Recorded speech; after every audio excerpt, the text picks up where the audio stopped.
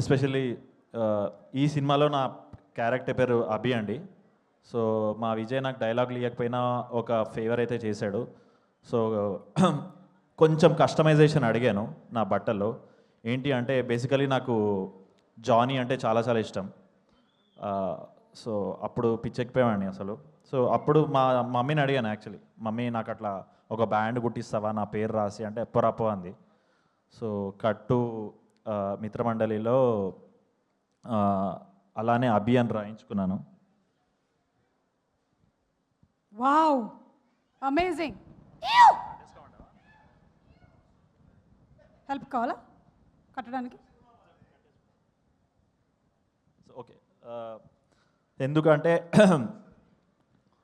Okay thank you మా అమ్మ. నేనే చేయించుకున్నాను ఇదంతా యాక్చువల్లీ, బట్ పర్మిషన్ అడిగేది కట్టుకోవచ్చా అని.